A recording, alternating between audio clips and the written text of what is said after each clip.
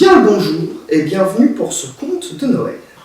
Aujourd'hui, je vais vous raconter l'histoire de Belle-Mine, des pommes et des bonnes poires. Il était une fois, il y a fort longtemps, bien avant que le Père Noël et le Père Fouettard ne se chargent des fêtes hivernales, un pays magnifique qui s'appelait le Roval. Ce pays était très beau et les humains, les animaux et les plantes s'y épanouissaient en harmonie. Le printemps était de la couleur des fleurs, l'été était bleu, jaune et chaud, et l'automne d'un orange flamboyant, avec de joyeux courants d'air. Mais le Roval était surtout connu pour ses hivers magnifiques, où une neige blanche et étincelante recouvrait les sapins et les maisons, étouffant les bruits et plongeant les alentours dans un silence satisfait. À cette époque, bien qu'il n'y ait pas encore de Noël, il y avait les Saturnales, 2 semaines à la fin du mois de décembre, où les lutins, les fées et le petit peuple en général utilisaient leur magie pour distribuer des cadeaux de bois à leurs voisins les hommes, qui leur laissaient en échange de bonnes choses à manger et qui savaient comme personne s'occuper de leurs amis les animaux. Ces cadeaux étaient magiques. Certes, ils étaient tous en bois, mais on y trouvait des jouets, des sculptures, des outils et même des tableaux en relief de véritables œuvres d'art, peintes ou naturelles, qui faisaient la joie des enfants comme des adultes. À cette époque, vivait une Nice du nom de Belle-Mine. Les Nices étaient ceux des lutins qui s'occupaient des Saturnales, guidés par le plus puissant, le plus vieux et le plus généreux d'entre eux, Jules Nice. Jules Nice avait beau avoir l'air d'un gros lutin souriant, il était le détenteur de la magie de l'hiver, et on l'appelait le faiseur de cadeaux. Sa magie était très puissante en ce temps-là. Il lui suffisait de claquer des doigts pour envoyer des cadeaux directement près des cheminées des humains. Pour ceux qui n'avaient pas de cheminée, il amenait les cadeaux lui-même.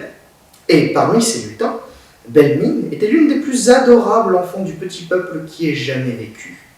Jeune, du haut de ses 80 ans, pour un lutin, toujours souriante, elle était haute comme 3 pommes et toujours habillée avec un chaperon gris. Sa chevelure était d'un brun fauve et elle avait quelques taches de rousseur et un bout de nez tout rouge sur une aimable frimousse. Elle était gentille, intelligente et adorait marcher longuement dans la forêt, en papotant avec ses amis, les oiseaux et les lapins. À cette époque qui nous occupe, les Saturnales se profilaient à l'horizon, et les Nices travaillaient et s'agitaient dans tous les sens. Belle-Mine, arrière-petite-nièce de Jules Nice au 43e degré précisément, n'était pas en reste. Elle s'occupait à la fois d'une partie de la fabrique des jouets, d'espionner les enfants pour savoir lesquels étaient sages ou méchants, et sur son temps libre, elle avait décidé avec joie de préparer des tartes aux pommes pour ses frères et sœurs. En effet, très sérieuse, elle avait terminé son travail et ses rapports plus tôt que les autres, et elle voulait leur faire une belle surprise. C'est donc tout naturellement qu'elle prit le chemin d'un village des humains pour aller chercher des pommes. Ce n'était pas souvent que les Nices se montraient aux hommes, mais Belle-Mine comptait en profiter pour s'immerger dans l'ambiance de Noël et pour observer les humains dans leur habitat pas si naturel. C'était une belle journée. Il faisait beau avec un soleil rayonnant qui faisait scintiller la neige et l'air était clair et froid. C'est en marchant gaiement vers le chemin à l'orée de la forêt qu'elle tomba sur son premier humain. C'était une femme rousse et athlétique, une bûcheronne, qui se tenait avec savoir-faire à plus de 10 mètres du sol, fermement assise sur la colossale branche d'un sapin gigantesque. Armée d'une scie, elle faisait aller et venir son outil avec précision et concentration. Seul problème, de là où était Belle-Mine, elle pouvait voir que la bûcheronne était en train de scier la branche sur laquelle elle était assise.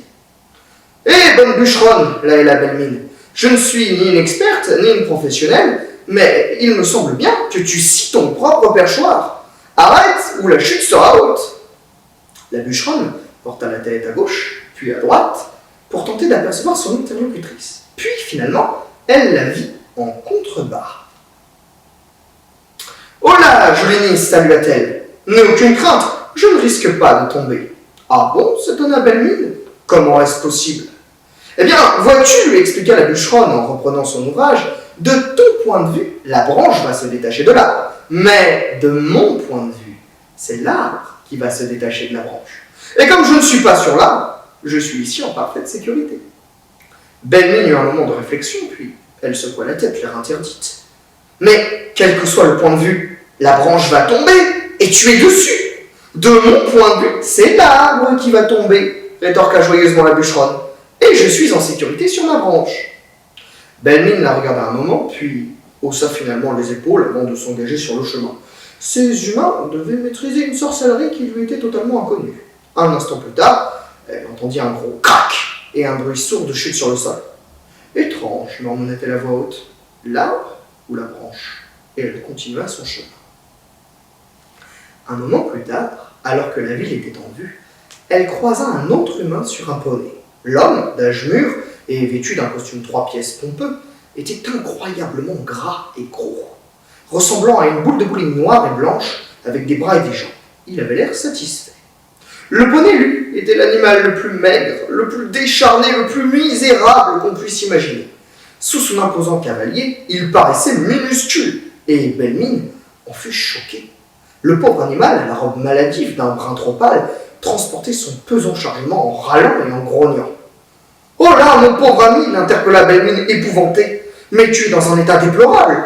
Il te faut d'urgence du repos et de la nourriture. » Avant que le poney n'ait pu répondre, son gros cavalier parla à sa place. « N'aie crainte, belle Miss, c'est bientôt la fin de la journée, et mon canasson et moi irons alors nous reposer. Veux-tu que nous t'emmenions jusqu'à la ville ?»« Mais je ne peux pas monter sur ce pauvre poney !» s'écria Belle-Mine en portant les mains à ses joues dans un geste d'épouvante. « Il est mal en point et vous êtes déjà dessus. »« Que nenni !» lui répondit le gros monsieur en riant. « C'est comme ça que nous gagnons notre vie.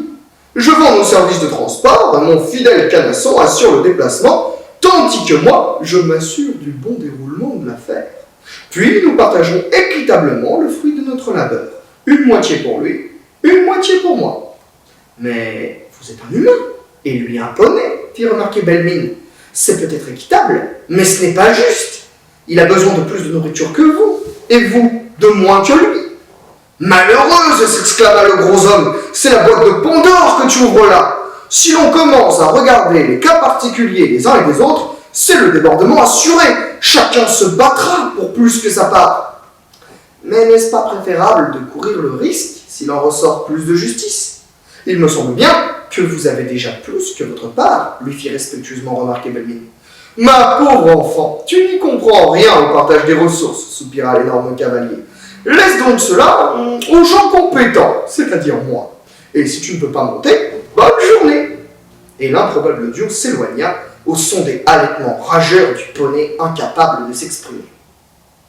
Très perturbée par ce qu'elle venait de voir, Belle-Mine se rendit sans un mot à la ville où elle fila discrètement vers le marché. Elle y acheta une vingtaine de pommes bien rouges à l'étal d'un jeune homme gentil et souriant, ce qui la rassura un peu sur l'état de l'humanité. Sur le retour, elle eut bien du mal à porter son grand panier rempli de fruits.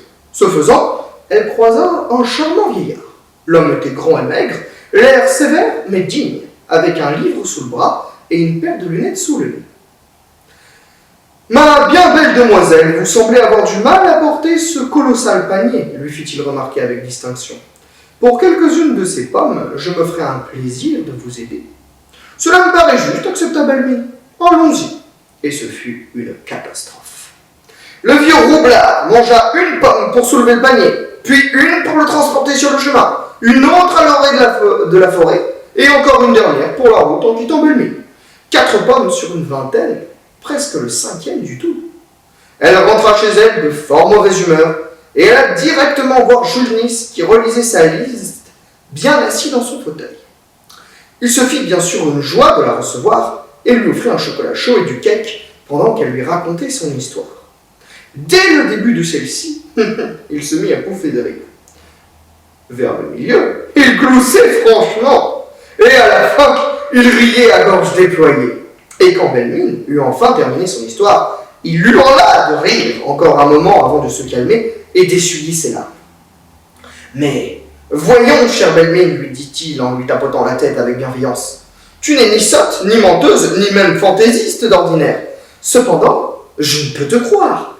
Quel être sur cette terre serait assez bête pour détruire son propre appui, assez injuste pour engraisser le fainéant, tandis que le travailleur dépérit, et enfin, assez menteur pour faire passer du vol pour un service. Cela va non seulement à l'encontre du bien commun, mais cela va aussi et surtout à l'encontre du bon sens. Allons, retourne donc t'amuser, et baigne-toi dans un ruisseau bien frais, cela te rafraîchira. » Et il riait encore quand, confuse, Belle-Mine retourna dans l'arbre où elle habitait. Longtemps, Belle-Mine eut du mal à la tête à force de repenser à cette étrange journée.